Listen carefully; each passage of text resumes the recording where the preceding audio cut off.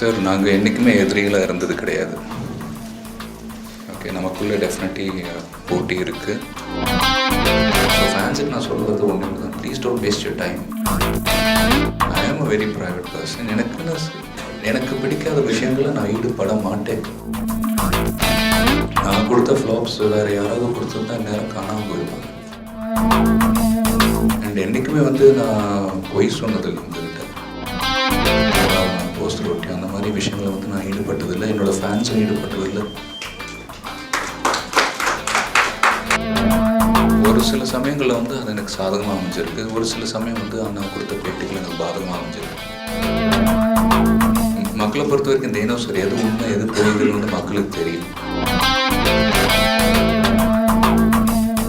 மீடியாவுக்கும் ரசிகர்களுக்கும் ரொம்ப கடமைப்பட்டிருக்கேன். அடுத்த சூப்பர் ஸ்டார் நீங்கள் தான் சிம்பாலிக்காக சொல்லுங்கள். இல்லைங்க, அந்த நோக்கத்தோடு நாங்கள் இந்த படம் பண்ணல சார். ரஜினி சாரும் கமல் சாரும் they are the role models for the stars today. இன்றைக்கி இருக்கிற நடிகர்களுக்கு they are the role models. And கடந்த சில வருடங்களாக நீங்கள் பார்த்தீங்கன்னா நிறைய சாங்ஸ் ஆர் பீயிங் ரீமேட். டைட்டில்ஸை திரும்ப அதை பழைய டைட்டில்ஸை யூஸ் பண்ணிக்கிட்டு இருக்காங்க. பட் இந்த ரீமேக் பண்ணுற ஐடியா எனக்கு கிட்டத்தட்ட 3 வருஷம் முன்னாடியே அந்த ஐடியா வந்தது. இதை ஒரு சில ப்ரொடியூசர்ஸ் கிட்ட நான் ஷேர் பண்ணிவிட்டு இந்த மாதிரி பண்ணலாமா சார் நான் கேட்டதுக்கு they were not too keen. So அதுக்கிடையில் நிறைய படங்கள் வந்துருச்சு. மிஸ்டர் ஷாருக் கான் ஹிந்தியில் டானை ரீமேக் பண்ணார். தென் சமீபத்தில் தமிழ்லேயே நான் அவன் இல்லைங்கிற படம் ரீமேக் பண்ணிட்டு வியாபார ரீதியாக டென்டலோட சக்ஸஸ். ஸோ ஆனந்தா பிக்சர் சர்க்கிட்ஸும் நானும் ஒரு படம் பண்ணுறதை பற்றி நாங்கள் பேசுகிறப்போ நான் சஜஸ்ட் பண்ணேன் சார் பழைய படம் ரீமேக் பண்ணலாம். தென் பில்லா மைண்டுக்கு வந்தது. ப்ரொடியூசர்ஸ் அவர் actually is the first time producer. கடந்த 60 இயர்ஸாக டிஸ்ட்ரிபியூட்டராக இருந்திருக்கார் மிஸ்டர் சுரேஷ். அண்ட் இது also financier, leading financier film இண்டஸ்ட்ரியில். முதல் முறையாக அவர் ப்ரொடியூஸ் பண்ணிக்கிட்டு இருக்கார் படத்தை. ஐடியா சொல்கிறப்ப அவருக்கு பிடிச்சிருந்தது. He was excited. பட் உள்ளுக்குள்ளே ஒரு அப்ரிஹென்ஷன் இருந்தது. ஸோ அதுக்கப்புறம் தான் நேரடியாக போய்ட்டு ரஜினி சார்கிட்ட பேசி அவரோட பர்மிஷனை கேட்டுக்கிட்டு நாங்கள் இந்த ப்ராஜெக்டை மூவ் பண்ணோம். ரஜினி சார் அப்ரூவ் பண்ணதுக்கப்புறம் தான் நாங்கள் ப்ரொடியூசரை அவர்கிட்ட பேச சொல்லி அந்த project it fell into place. So but அந்த சூப்பர் ஸ்டார் நாங்கள் இதுக்கே நாங்கள் வரல. ஒரு கமர்ஷியல் ப்ராஜெக்ட் முழுக்க ஒரு கமர்ஷியல் படம் கொடுக்கணும், ரிப்பீட் ஆடியன்ஸஸ் வரணும், அதுதான் எங்களுடைய நோக்கம். And as a fan it is our dedication to Rajini sir. Billa is a dedication to Rajini sir. வேறு எந்த நோக்கமும் கிடையாது. இல்லை, அதுக்கு நான் பதில் சொல்ல முடியாது சார். பட் ஒரு பழைய தமிழ் பாடலை ஐ திங்க் எஸ்.ஜே. சூர்யாவோட படத்தில் அந்த தொட்டால் பூ மலரும் சாங் ரீமிக்ஸ் பண்ணி அந்த படம் பெரிய சக்ஸஸ் ஆச்சு. So that was an inspiration. ஒரு 3 நிமிஷம் சாங்கை எடுத்து அதை ஹிட் பண்ணுறப்ப why can't we do the same with a feature film. அப்போ தான் அந்த ஐடியா எங்களுக்கு தோணுச்சு.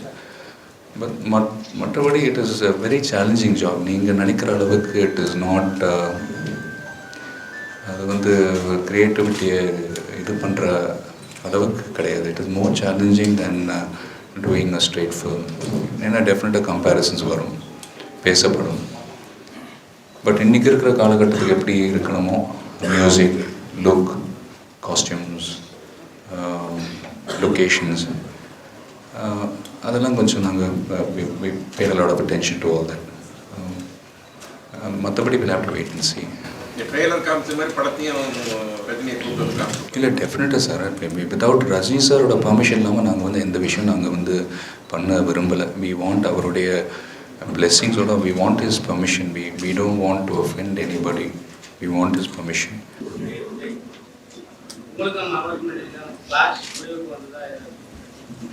சார் நாங்கள் என்றைக்குமே எதிரிகளாக இருந்தது கிடையாது. ஓகே, நமக்குள்ளே டெஃபினெட்லி போட்டி இருக்குது.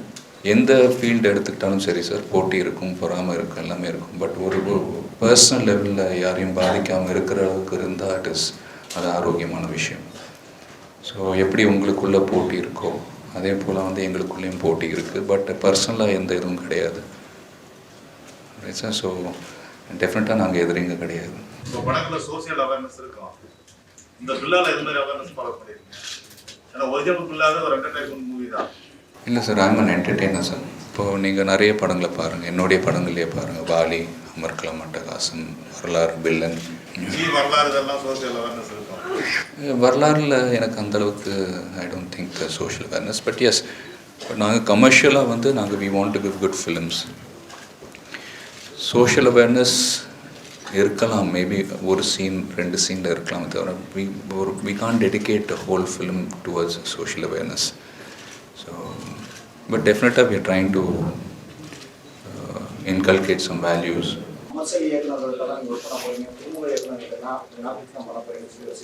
இல்லை, அப்படி நான் சொன்னது கிடையாதுங்க. எல்லாமே ஸ்கிரிப்டை பொறுத்து தான் முடிவெடுக்க முடியும். வி காண்ட் அப்படி பார்த்தா இனிஷியல் ஸ்டேஜஸில் வந்து புது இயக்குநர்கள் கொடுத்த ஹிட்ஸ் வாலி, அமர்கலம், தீனா. ஸோ புது இயக்குநர்களும் நிறைய ஹிட்ஸ் கொடுத்துருக்காங்க எனக்கு. அண்ட் அன்ஃபார்ச்சுனேட்லி பெரிய இயக்குநர்களுக்கு படம் பண்ணுறப்போ, லைக் ஃபார் எக்ஸாம்பிள் ஜி, அது வியாபார ரீதியாக வெற்றி அடையலை. தென் மகாராஜன் இயக்கத்தில் வந்து நாங்கள் ஆஞ்சநேய படம் பண்ணோம்.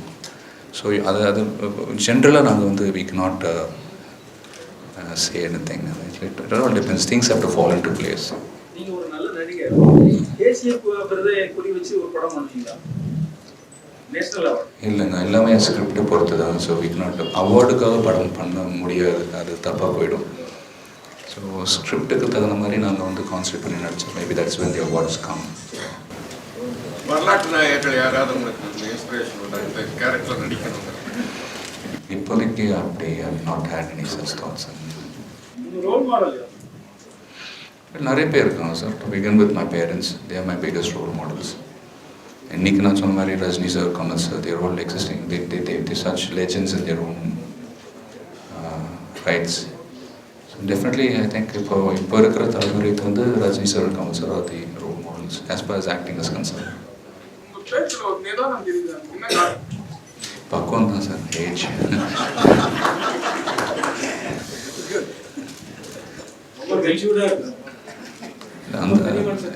இல்லை, அந்தந்த வயசில் எப்படி இருக்கணுமோ அப்படி இருந்திருக்கேன். இப்போ வந்து எனக்கு 36 வயசு, I'll be 37 soon. So age brings its maturity. along with age comes maturity. இன்னும் ஒரு 10 வருஷம் கடந்து அதுக்கப்புறம் நீங்கள் பேட்டி எடுத்தால் மேபி அந்த 10 இயர்ஸ்க்கு உண்டான மெச்சூரிட்டி உங்களுக்கு தெரியலாம். So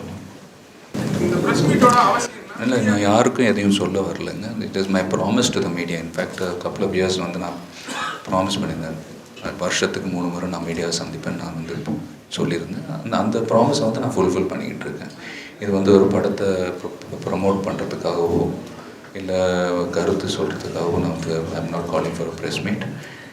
it is my way of thanking the media. இப்போ நான் வந்து அடிக்கடி சொல்லியிருக்கேன், media is the bridge between the actor and the audience, the fans, the mass. It is my gesture of thanking you all. Because இந்த 15 வருடங்களில் வந்து நான் சந்தித்த வெற்றிகள், தோல்விகள் எல்லாத்துலேயும் வந்து நீங்கள் ஒரு காரணமாக இருந்திருக்கீங்க. You been a great model support to me. அந்த பேட் what shall I say, the experiences. அப்போ வந்து மீடியா அண்ட் ஃபேன்ஸ் மட்டும்தான் குரல் கொடுத்தீங்க. அது என்றைக்கும் என்னால் மறக்க முடியாது. And no other reasons, nothing else. Corporate நிறுவனங்கள்லாம் இப்போ நிறையா இருக்குது. ஆமாம், கேட்பாங்க. ஓகே. கார்ப்பரேட்டை பற்றி நீங்கள் இப்போ தான் பேசுகிறீங்க சார். 1996 நாங்கள் வந்து டன் ஆஃப் உல்லாசம்.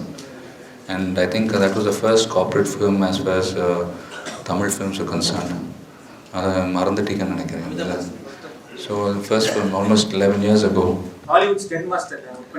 ஹாலிவுட்லங்க அவர் நிறைய ஜாக்கி சான் ஃபிலிம்ஸுக்கு டூப் போட்டவர். இது done a lot of double for Jackie Chan's films. But நிறைய விளம்பரங்கள் பண்ணியிருக்கார், நிறைய ads, lot of other work. So கொஞ்சம் ரொம்ப டிஃப்ரெண்ட்டாக இருக்குது. I mean it's very very வழக்கம் போல் நாங்கள் இப்போ லாஸ்ட் 15 years நிறைய stunt masters they've contributed, but இது ரொம்ப புதுசாக இருந்தது. Very very slick. So will have to wait and see, I mean, we'll have to wait and see what. அது ஃபர்ஸ்ட் ஆஃப் ஆல் உங்கள் மக்களுக்கு வந்து பிடிச்சிருக்கணும். ஸோ அதுக்கப்புறம் மற்ற ஸ்டெப்ஸ் நாங்கள் எடுப்போம். மீடியா த்ரூ உங்கள் ரசிகர்களுக்கு என்ன சொல்லுவார்? இல்லை, ஃபர்ஸ்ட் ஆஃப் ஆல் ரொம்ப ரொம்ப கடமைப்பட்டிருக்கேன் டு மை ஃபேன்ஸ். ரொம்ப லாயலாக இருந்திருக்காங்க. Last 5 years have been very difficult. எனக்கு இந்த லாஸ்ட் 5 years நிறைய கஷ்டங்கள், நிறைய ஏமாற்றங்கள், எதிர்பார்த்த படங்கள் வெற்றி அடையலை.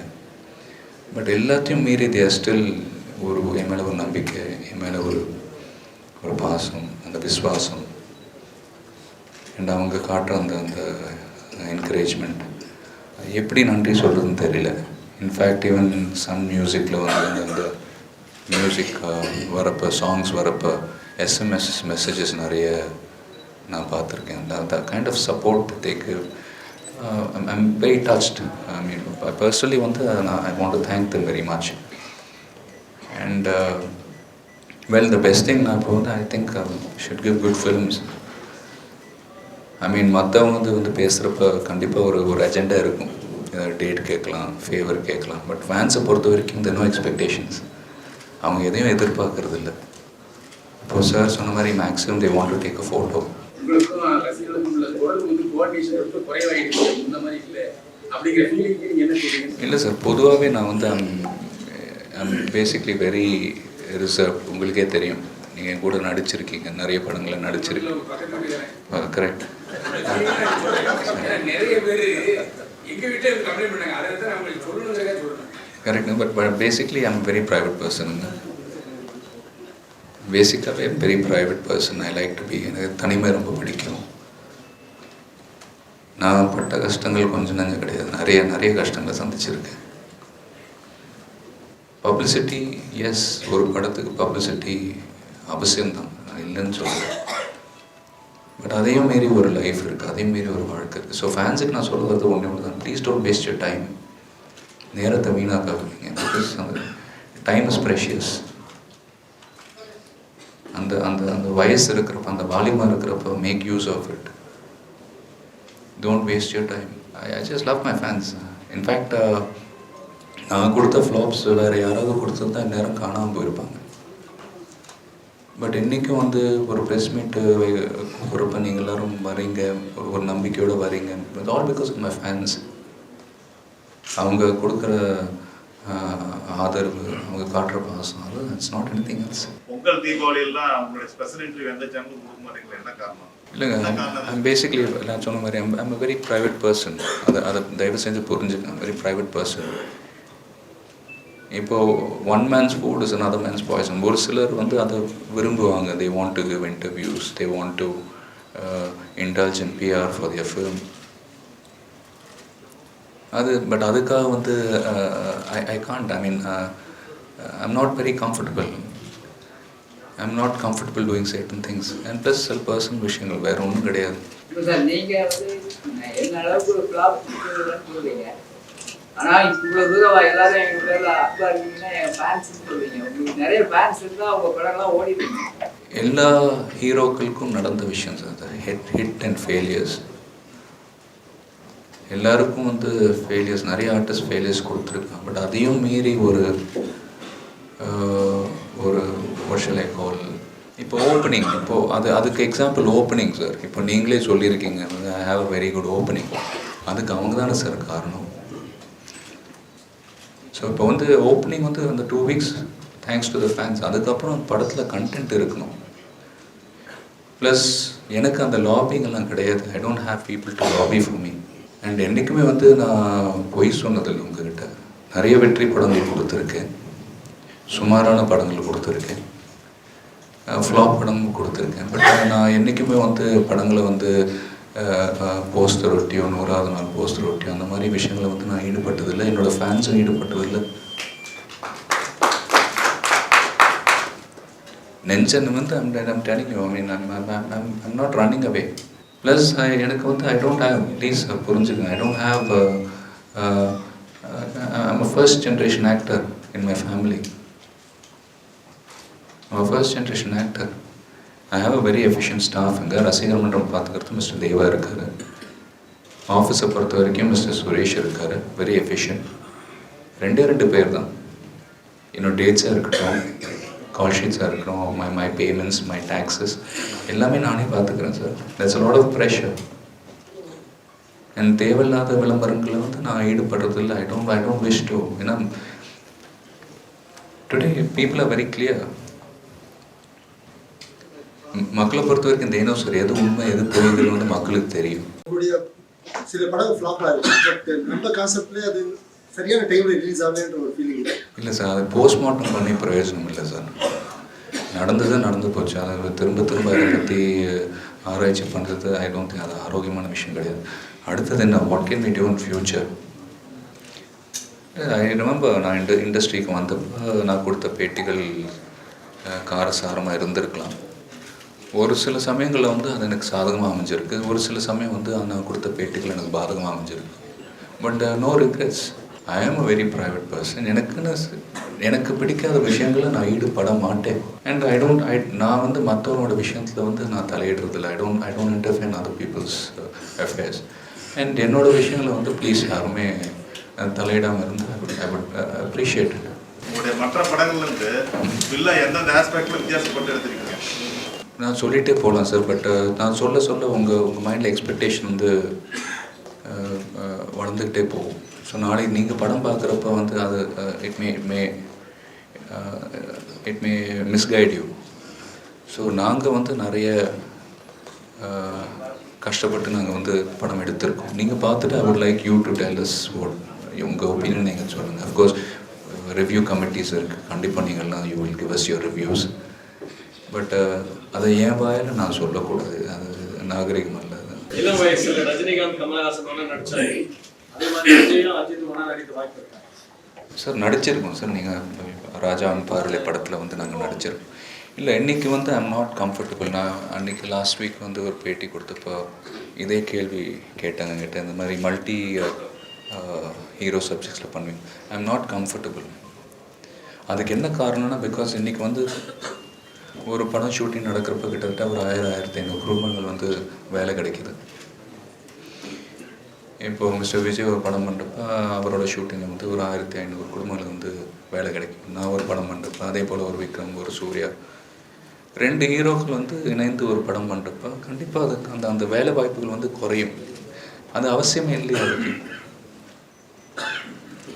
ப்ளஸ் இன்றைக்கி வந்து we all have our individual markets and it is very risky sir. இப்போது ஃபார் எக்ஸாம்பிள் 2 ஹீரோக்கள் வந்து நடிக்கிறப்ப ஒரு for example songs,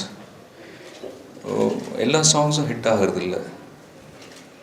maybe 1 or 2 songs. இப்போ 2 ஹீரோக்கள் சப்ஜெக்ட்னா யாராவது ஒரு ஹீரோக்கு மட்டும்தான் சாங்ஸ் அமையும். அப்படின்னு வரப்போ ஃபேன்ஸ் கெட் டிசப்பாயிண்டட். தேவையில்லாத பாலிட்டிக்ஸ் வரும், பிரச்சனைகள் வரும். ஸோ டைரக்டருக்கு வந்து தேவையில்லாத ஆடட் ரெஸ்பான்சிபிலிட்டி. அது இன்றைக்கி இருக்கிற காலகட்டத்தில் தேவையில்லைங்கிற வளர்ந்து வரப்போ பண்ணுறதோட expectations are less. Lot of அது பண்ணியிருக்கோம். நாங்கள் பண்ணியிருக்கோம். நேருக்கு நேர் படத்தில் ஒன்றா நடித்தோம். But unfortunately because of some problems அதை கம்ப்ளீட் பண்ண முடியல என்னால். பட் நாங்கள் ஒன்றும் நடிச்சிருக்கோம். we don't have a problem. All right. So thank you for your cooperation. Thank you very much. Take care. Thank you.